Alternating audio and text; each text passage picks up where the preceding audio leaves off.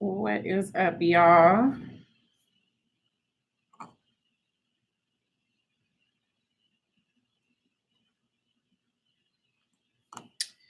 What's good? What's good? I'm getting ready to just share this information out. Now it been talked about. I had a few folks who was like, "You didn't even tell me you was going live." My bad. I'm trying to be better at that. For the few folks who have hit me up and want to check me out, I appreciate that support. So give me 1 second. What's up, sis? Thank you for jumping on with me.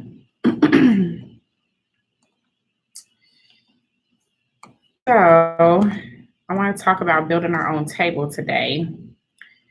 If we can build our own table today, I think that is the question.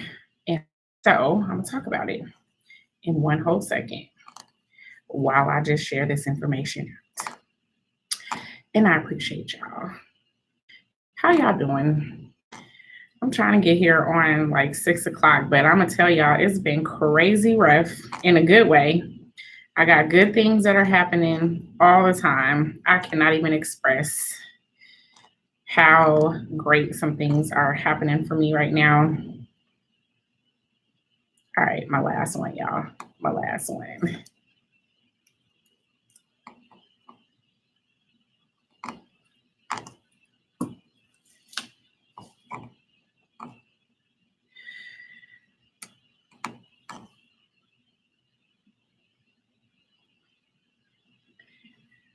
So how y'all doing tonight? What's up, everybody? What is up? Whoever has joined me. What is going on?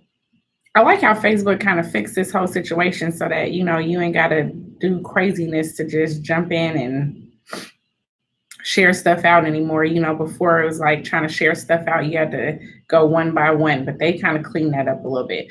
All right, so I'm done sharing. We're live. What's good?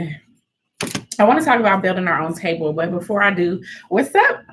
What's up, Deadshot? Okay, so before I really jump into the topic, first, let me, of course, throw out there to like and subscribe and share. We're going to talk about the possibility of building our own table. And I'm not going to lie, y'all, like, I don't know if y'all can see, I am tired.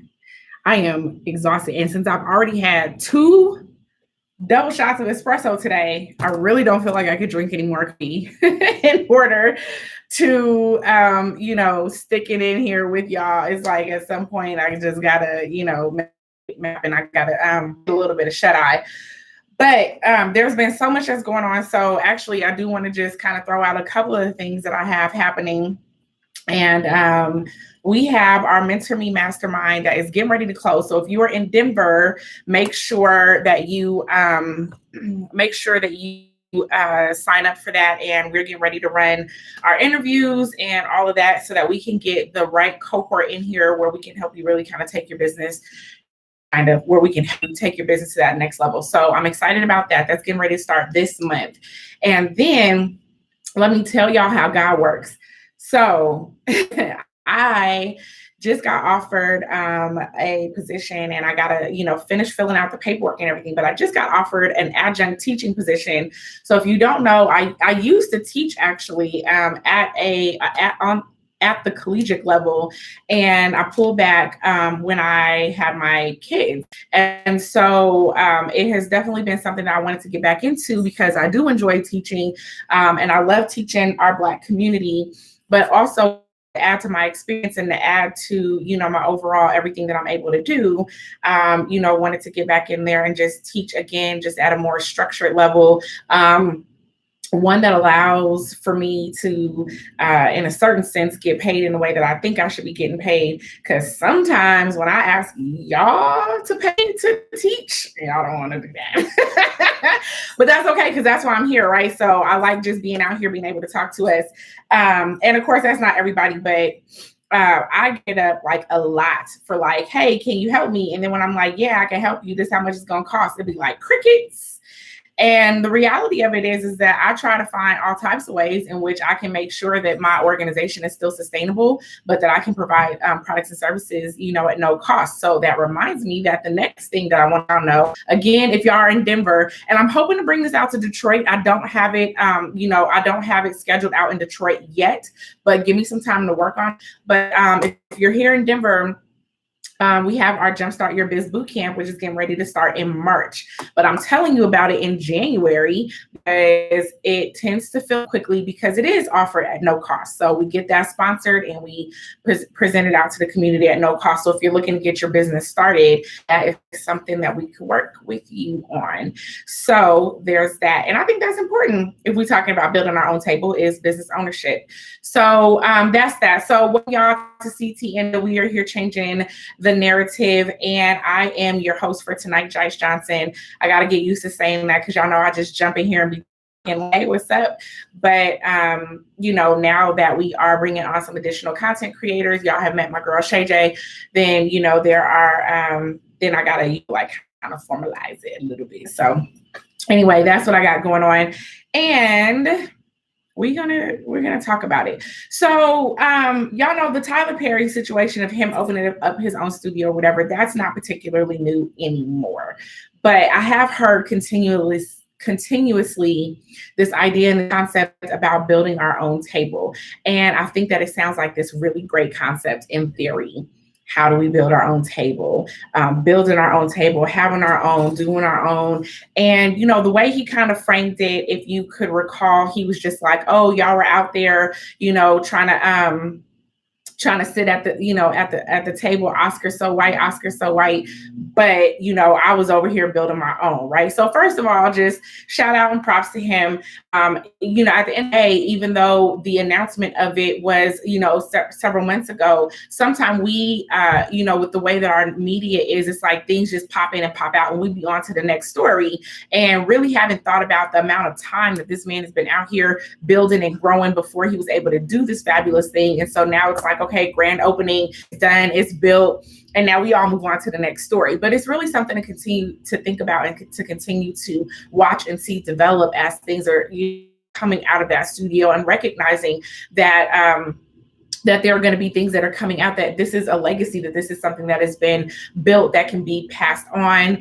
This is something that's built that can be built on top of, that can grow, and so on and so forth. So I really think that some of those things are great, and we just tend to have that microwave type of society where we're not even thinking about something anymore after it's said and done. It's like old news, right? But I still want to talk about this because I think it fits into the policy conversation. So if you did not check out the episode that I dropped last night on or yesterday rather, for Boss Up with BBI, just check into that or whatever, because I really want to acknowledge that we're going to talk a lot about policy. I'm going to talk a lot about policy, and not that I'm a politician. I am not in that space. I'm not an expert in policy or legislation or any of that. It's just something that more and more and more is becoming prevalent, that it is something that we have to focus in on because it matters to our everyday life. And I do get that it's not always the, best topic or the most fun topic to talk about, but it is something that's really important that we have to get used to really digging into, asking ourselves, how does this policy affect our community? Because what tends to happen is, as Black folks, we get caught up in the feel-good stuff and all the heart stuff. And so you got Black folks out here advocating for things that are happening in other communities. That's how we get caught up in advocating for women's rights, LGBTQ rights, rights of immigrants, and all these other places and spaces, because we understand when something isn't right, for all intents and purposes, we want to get out there and we want to advocate on behalf of that. But the reality is that some of these things that we get out here and we advocate on behalf of, we're not thinking about how those things directly affect our own community. So I talked about this before, and I'm going to keep talking about it because I don't think I hear it being talked about on a wide scale. And so that's from everything of listening to, I listen to a lot of folks, right? And so some of them are like the typical names, but, I listen to, Brother Ben. I listen to Polite. I listen to Dr. Umar. I listen to Tariq Nasheed. I kind of listen to Yvette Carnell, but I definitely listen to Antonio Moore, Dr. Claude Anderson, some of the, Dr. Francis Cresswell Westling. I listen to a lot of scholars, a lot of people, old, new, so on and so forth. I listen to people just out in the community that maybe don't even have a name out here. I listen to a lot of the shows, like say the Rock Newman show, people who bring on guests. I listen to the Breakfast Club. I listen to a lot of these places and spaces, and what I don't ever hear being talked about is this idea that we have people who need to be working on the inside of the system, people who need to be working on the outside of the system, and people who need to be replacing the system.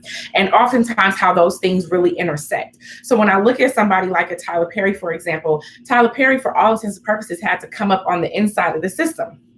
So he has to build a name. He has to produce movies. He has to get to a place where he's hiring people. If you know him and his story, you know that he started off with plays, but he has to work inside of this system, right? And then in the meantime, while he's working in the system, and believe me, y'all called him every type of coon y'all could think of, everything from the character, him dressing like a woman, how this was a problem. I personally like Medea's character, and I also don't think that anybody could play it like Tyler Perry, because if you ever watched his plays, that was him coming out. Tyler Perry will have a moment in his plays where he come out of character and he's talking like himself. And so I feel where he came from with building the character. You ain't got to agree with me on that. I really don't care. I personally don't have a problem with the Medea character, but I understand the process of the, feminizing men in order to make them acceptable, right?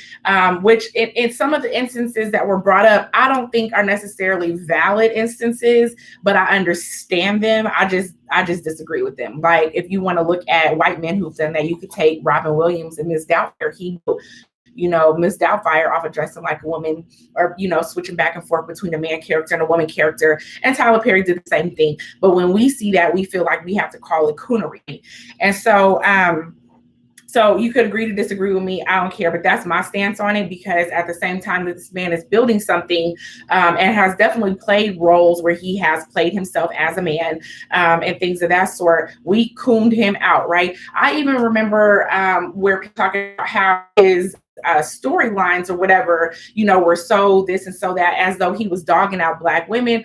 I've never seen, in my opinion, where Tyler Perry has dogged out Black women. I do believe that he plays a lot to the typical stereotypes, but I also know that stereotypes are rooted in something. And so there were many of characters in which most of us could relate to someone who we knew was like that, even if it was a little bit exaggerated, or maybe it was you yourself who you could relate to that story or whatever. So I do feel like, I personally have never had an issue with Tyler Perry. I have also never really understood a lot of where the issues have come from. I could look at certain situations like the Monique situation. I think that was kind of messed up, but I don't know all the ins and outs of that. Monique told it from her side and yada, yada, yada, right? So I ain't finna get into all that, because that's not really about building our own table, but just recognizing that oftentimes when people are working to either get to the outside, or if they're working on repent, they may have to start inside of the system.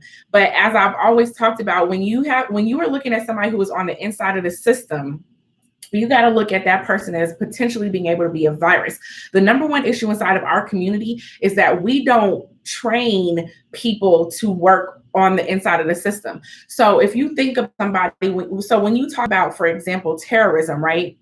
When you talk about like deep rooted or deep cell terrorism, what they are talking about is they have sent somebody to come over here. And this happens in other places, but specifically, like when you think about it in this aspect, they bring somebody over here. This person has been born and raised from a childhood perspective to assimilate on the outside, appear a certain way on the outside, and on the inside, they are learning about their culture, their traits, what their beliefs are. They're learning how dangerous they feel like this country is. They're learning all these types of ways and things. They get inundated inside of our society to an extent.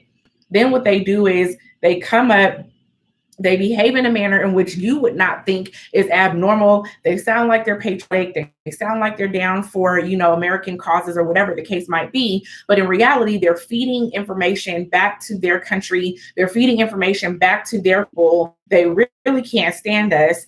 And, at the end of the day, they become, or they have the ability to become this kind of virus. They can feed us false information. They can take information that they know and feed it back. And so all the while on the outside, they are presenting themselves in this very assimilated way to our culture.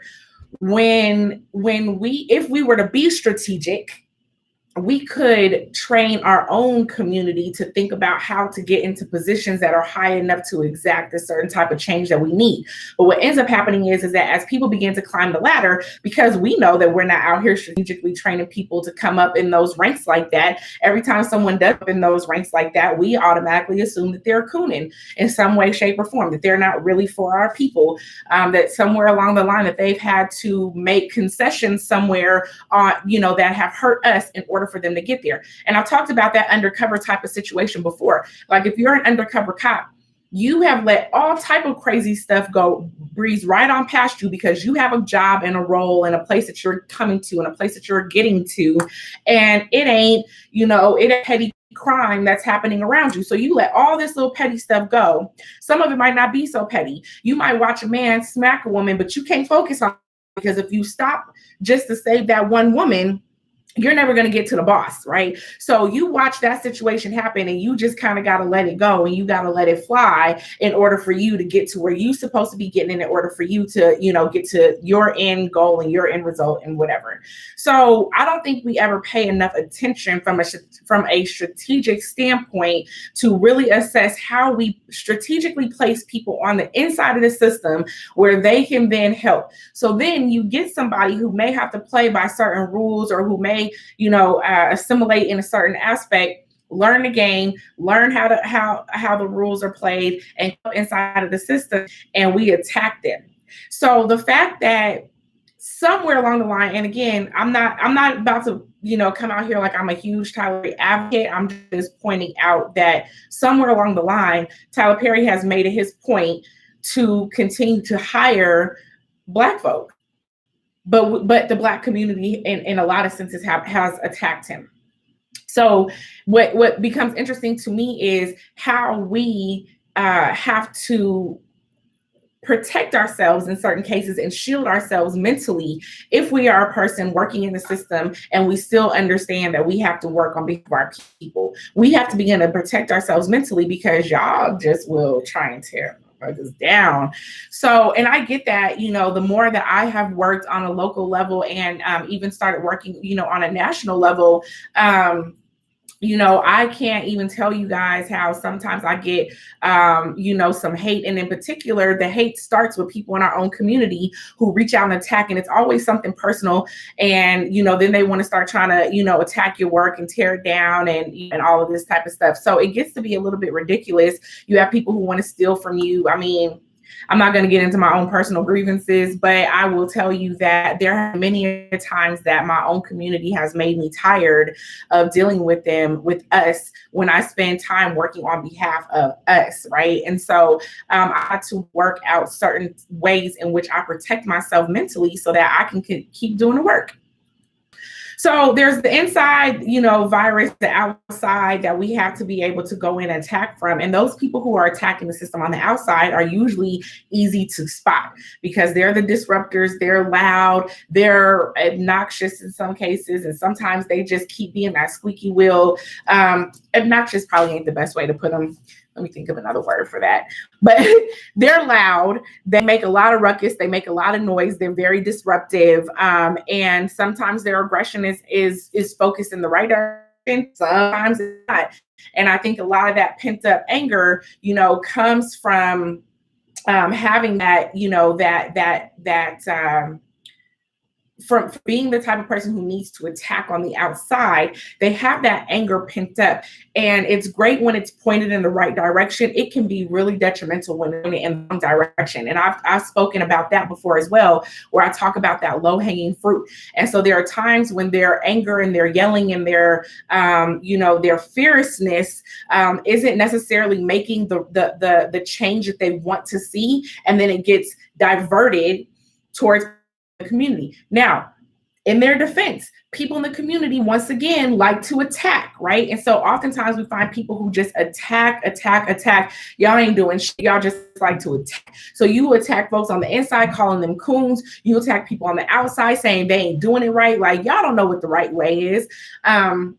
What is the right way? Is it by changing the system, or is it by radically destroying the system? Y'all don't know. Y'all just like to complain. But I will tell you that from people on all sides, that complaining is tough, because it makes it seem like it don't matter what you do in the community. It ain't never good enough. There's always somebody with something to say, and it gets difficult at times to really like keep your blinders on and remember that you have a purpose and that you're going to stay going towards a purpose regardless, because white folks is really not the ones that come tearing us down. Black folks be the ones tearing us down.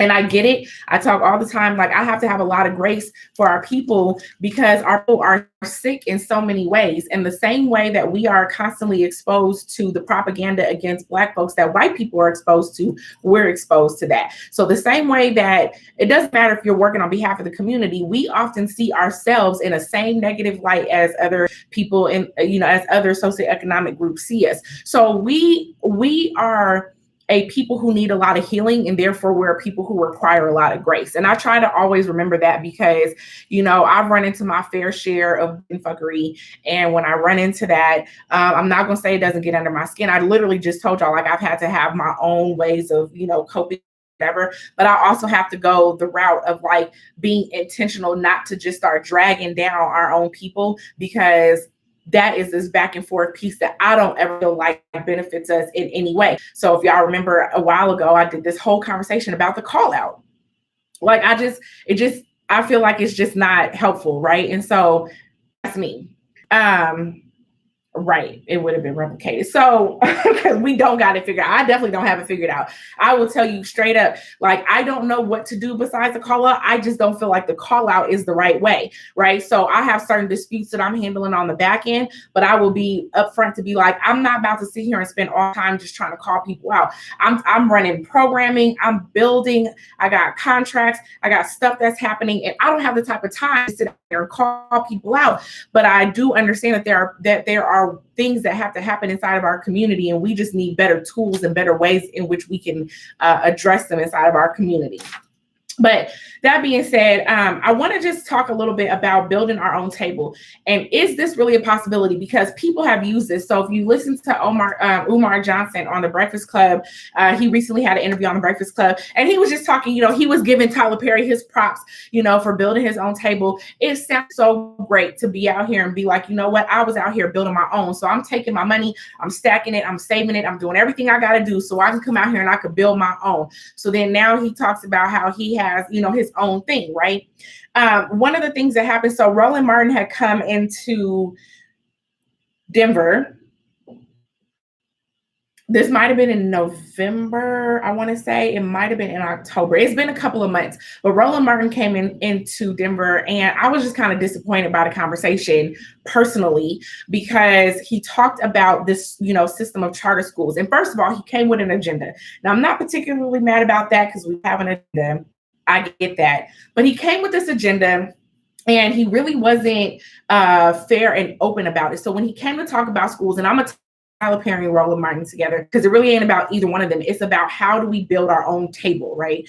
But the idea was that the two models that were being presented in conversation with Roland Martin was like, okay, do you fix the school system, or do you build your own school? And so some people are against the charter school movement. And ultimately, he was acknowledging that when you build a charter school right, it gives us the ability to control our own education. So the idea that we can go out and create our own education models and implement our own education models is essentially what he was getting at with the charter school. And I get that. But there's so essentially what he was talking about again was he was talking about this build your own table model, right? It's like, why go to this public school system, which ain't built for white folks. So it definitely ain't built for Black folks. White kids are struggling in the traditional school system. So it ain't built for them. it definitely ain't built for us. So why not build our own schools, right? So, Dr. Umar Johnson talks about building the school. I believe that they have secured the property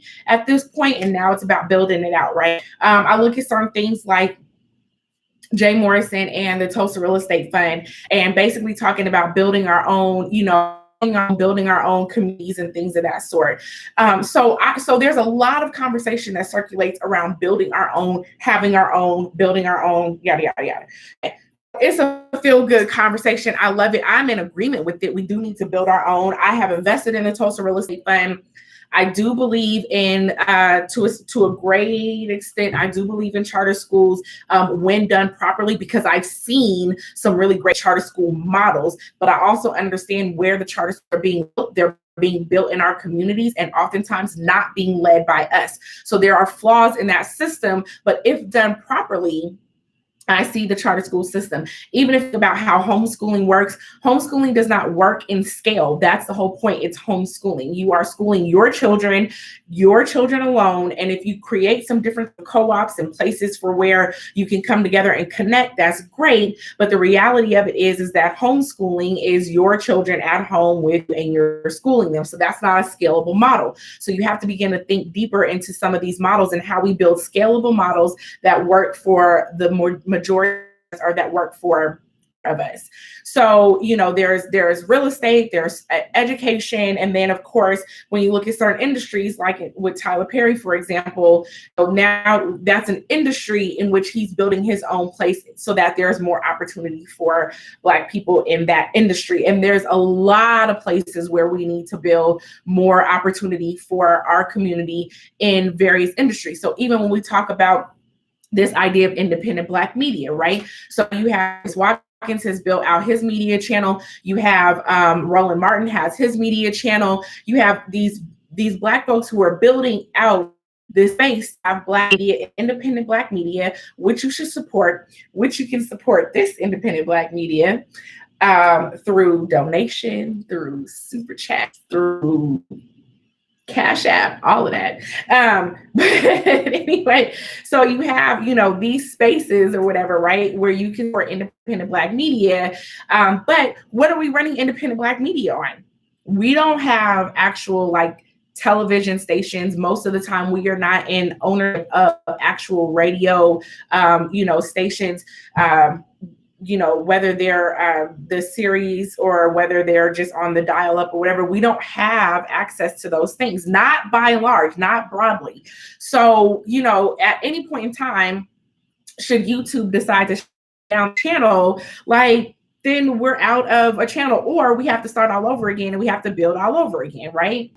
He said Roland Martin is not Black media. So I beg to differ, but here's the thing. He might not be Black media that you agree with. So tell me why you think he's not Black. Is it because he's not because he's sponsored by white folks, or is it, because a lot of his sponsors, if you look at who he's running this whole charter school campaign off of, those are white folks. So if that's where you're going with that, then I could agree that he is predominantly or wholly sponsored by white folks. So there's that. Or if you're just saying that Black media, tell me why you think he's not Black media, other than the fact that maybe you just don't like what he's saying. Because there's perspectives. I can respect people's perspectives if they come from a place that is educated, even if I disagree. So me disagreeing does not mean that I'm gonna discredit you. It just means that we don't see things the same way. But other than that, feel free to elaborate on that. But anyway, so continue to think about this. When I come from where I'm thinking about this is the fact that we are talking about building our own tables, but where are we getting the tools from? We're building with their tools. Then we're building with their materials. So it's I'm gonna build my own table, but can I have that 2x4 over there? And is it okay if I have that plywood? And oh yeah, I need to go over there and I need to purchase that stain from you. And I need some paintbrushes. And I need some nails. Whose tools are we? Can I borrow your hammer, please, so I can build my own table? The idea around it is it's very is very fluffy to me. It's very fluffy to me. It's not that there's some level to controlling it, right? But where are we getting the tools from? Where are we getting the materials from? What room are we in? It's like, oh, excuse me, can you scoot over a little bit so I can build my table right here next to yours? Don't worry, you don't have to invite me to sit at your table. I'm gonna build can I borrow that saw from you? We have no resources. We control no resources. We are not creating legislation, policy, or even thinking about it in a way that is helpful to our community. I really am lost on the idea of being our own. So let me now take that back. So, okay, I was talking about the school system. So one of the things that I posed to Roland Martin when I had this question, so I spoke to him directly, afterwards. I actually tried to speak during, but some of the people in the room know me and they didn't call on me to speak because that I'm going to ask the for real ask questions. So I asked Roland Martin when I had an opportunity to speak with him afterwards, and this is where the disappointment came because I didn't get to ask him on the main stage, right? So the question wasn't posed. He didn't have an opportunity to answer it. But then I walked up to him personally and I said, well, here's the issue that I have. In order to set up a charter school, you have to go through the board of the traditional school system. So we are still allowing the traditional school system to determine who gets awarded the ability to open up a charter school or who doesn't. Because charter schools still get the state funds and stuff. So we're not talking about schools, we're talking about charter schools. So it's interesting to me when we think that we are getting ready to own and control something, and yet we still have to go and ask permission from the system. Hey guys, can I start my own school? Oh no, I don't. You're not going to approve me? Okay, I'll just try again next year. I'll try again at the next session, right? So his response is basically there are already these other places. I can't remember his response anymore. Let me not try and add in words. I actually had another podcast that I was in that I'll see if you can find the link to. So my brother Hasira H Soul, he did a podcast with me around that conversation. But ultimately what he was basically saying is that we have to be more strategic. So his response to the fact that we are still going through the traditional school in order for us to open up our own school and to be able to do it legally, we then have to create the types of board. We have to go out and be intentional about our boards. So basically what he was saying is we need to go and get white folks to advocate for us and be on our boards. We have to expand our network and go get them to stand on the front lines and be the ones to advocate for for us to be able to open up our own schools so that we can teach our children in the way that we want to teach our children. So his conversation was building our own table, but build your own table when you develop a whole crew of white folks who are going to advocate for you and who are going to go between you and the rest of the system, who are going to buck the system for you.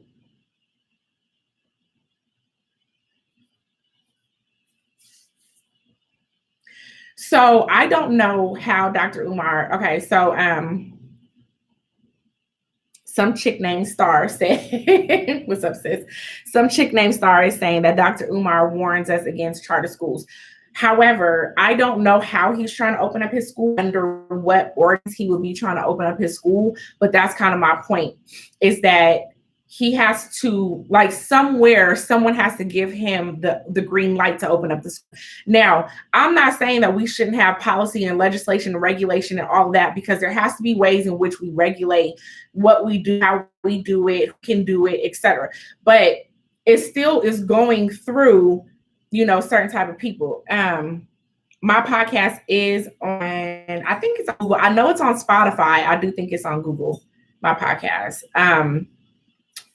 I normally just promote out Anchor, but I can find that and drop it in the link. But whether it's called a charter school or however it's deemed, outside of homeschool, there's regulations that you have to go through to get the authority to open up a school. So to that extent, who are we getting authority from?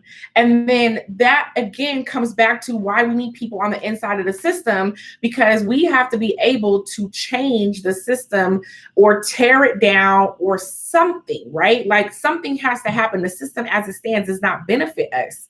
So if you look at how many, charter schools are being approved, how many are being approved by Black-led, that are Black-led for Black kids in Black neighborhoods? Very few, because we're still going through their system, right? So how are we building our own table? So then again, like taking Tyler Perry, for example. So there are multiple, ways. So that's why I love that he went all the full route. Like Tyler Perry's been had a studio, but now he's taking his studio to another level, right? So that he can control a little bit more of the process. But what happens if Tyler Perry produces so let's say they run a boycott. What happens if Tyler Perry produce something and then the movie theaters don't want to show it? How many of us are owning movie theaters? Is he going to own a chain of movie theaters so that he can make sure that whatever he produces can get shown, on a nationwide level? Or what part of the system is that we have to be involved in order for us to have full control and autonomy over what it is that we're doing?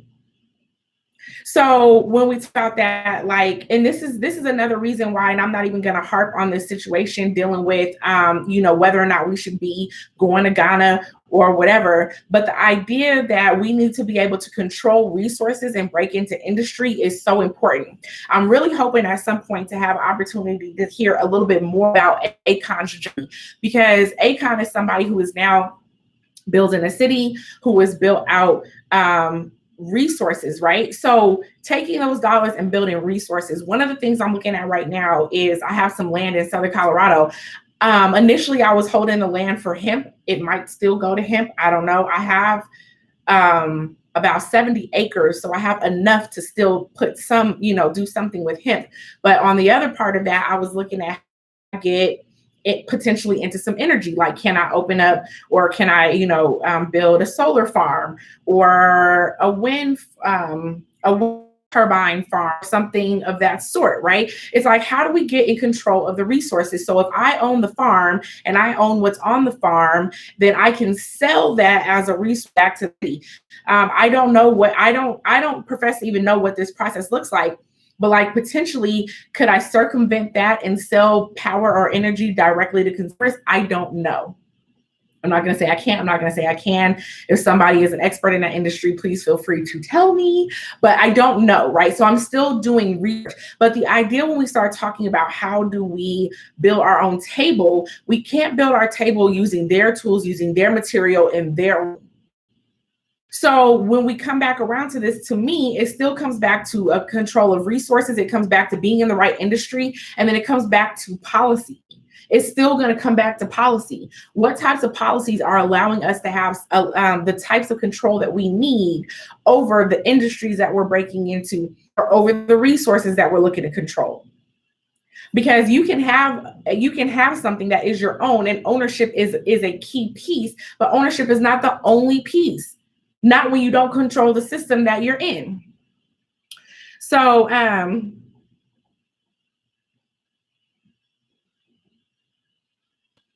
okay, so the real karma says, I believe that we can build our own table. The fact that we built this country and the table and don't have a seat lets me know that we could build one even better. So yes and no, right? Where are we going to build this table at? Because as I said, we still in their room. And so look at what they did to the Native Americans, right? They stole the land from Native Americans, then they boxed them in. Do you know that there aren't any reservations that are sitting on ports? They landlocked all the reservations. So you can have your own system inside of the reservation. In order for you to do anything outside of the reservation, you have to be back on American soil. You are not on an ocean. You're not on a port. You are not getting ready to be able to do something that doesn't border the US. So they built their own system in a system in which they're locked. So they can't create trade. They can't create import, export businesses in that way, right? So what's interesting is like, do we have the capacity? Do we have the ability? Yes. Are we smart enough? Yes. Are we innovative enough? Absolutely. Where are we going to do this? Where are we going to do it? Because prepared to go to war to like gain some land, and then, are we stealing land that was stolen? I mean, where are we doing this? So even when I go back thinking about the different countries in Africa, like the idea that we shouldn't be over there is just crazy to me. Where can you go where there are places that are still third world, still underdeveloped? That is where you have basically, there's no structure, there's not legislation and policy in place. The resources are still open. There are still resources that are open and available to be able to, control and utilize. There are industries that can be built. There's infrastructure that has to be built. Like those are like that's essentially what white America was dealing with when they came here. When they came here and they took by violent force, they took land, and then they built infrastructure, they built industry, they built trade, they built all these things. And by they, I mean we, but they brought us here to build it for them, right? So their advantage was labor and a lot of our ideas and innovation, et cetera, et cetera. But it's like they controlled the first thing they did was they controlled the resources of it.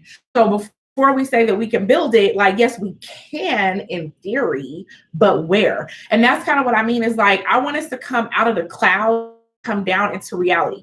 We are on their chessboard, under their rules, with their pieces, and we're trying to figure out how we as pawns become queens.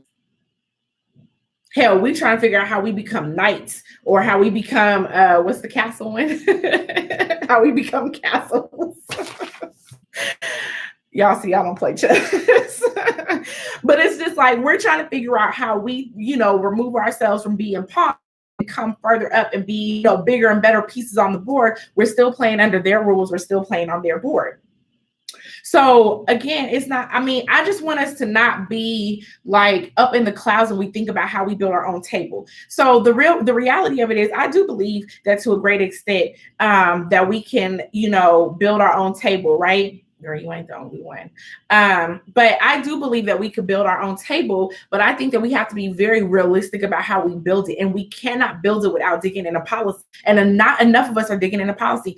And that, even for myself, like, I just don't always find it appealing. It's not always fun. I don't always care. And then I have to find myself that it's bigger than just me and my own personal need at the moment. Am I going to sit down here and listen to the news cycles on loop, or am I going to actually get a big ass packet and start reading through what this legislation is saying and start trying to figure out who's done any type of the studies to figure out how this affects our community? And is this something I need to be advocating for, or is it not? Or maybe the policy or the legislation isn't even built. So, how do we start figuring out how to get on that side? We are helping to create the legislation and the policy that's going to affect us. So when we start thinking about building our own table, it has to go bigger than business ownership.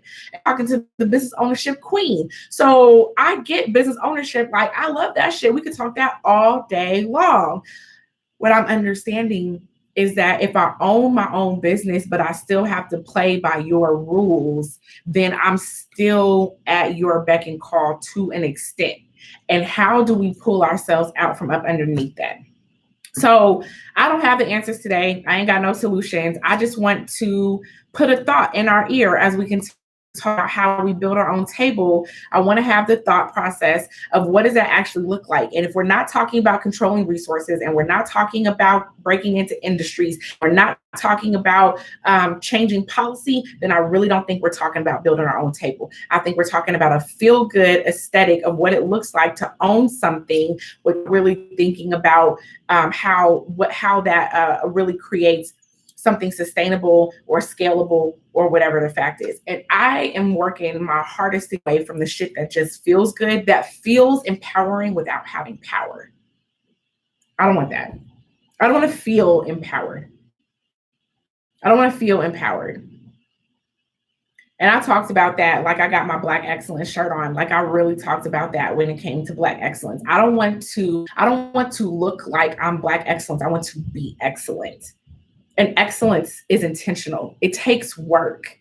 So we have to get away from the feel good stuff, and we have to start digging into those places and those spaces that really are going to take work in order for us to create change, not just change for today, but change for our future generations. So from here on going forward, I'm going to be talking about generational wealth in a very holistic way, in a way that includes health, in a way that includes wellness, in a way that includes mental health. So even when I was talking about, body positivity, a lot of that was what type of messaging are we passing on to our children? And so if we're not passing on healthy thoughts to our children and the right types of tools to help them keep their mental health and not mental illness, if we don't help them get mentally healthy and stay mentally healthy, then we're continuing to pass on these mental health issues down the line. That's also generational. So we have to start thinking about generational in a holistic way. We have to think about the types of foods we eat and how we're teaching our kids to eat what, because that health is going to follow generationally. We have to think about generational wealth in a more holistic manner. So as I said, I don't have all the answers. I don't know. That's kind of where I'm sitting at. So I'm gonna drop some links. I'm gonna drop the link to the podcast. I'm gonna drop the links to the workshops that are coming out. Again, if you're in the Denver area, I'm gonna drop the link to my Patreon. This upcoming Monday is the first 2020 coaching session that I'll be doing via Patreon. So if you're not familiar with my just throw that out there. I do a monthly coaching session via Patreon. So my Patreon is $20 a month. You can go on there. You can get inside the Facebook group and a bunch of other things like that. But the main thing that you're getting for your $20 a month is a monthly coaching session that is live, where we can talk about how to build your business, live intently, and that sort of. So those are live coaching sessions, and we're digging in a little bit more on like ABC 1, 2, 3 steps to help you move things forward. So I will drop into my Patreon also. So I'm getting ready to hop off, y'all, because like I said, I am exhausted and I'm about to go and spend some time with my littles. But this is CTN Media, where we're changing the narrative. And I'm your girl, Jice. I will be back on next week on Tuesday. All right, y'all. Until then, peace.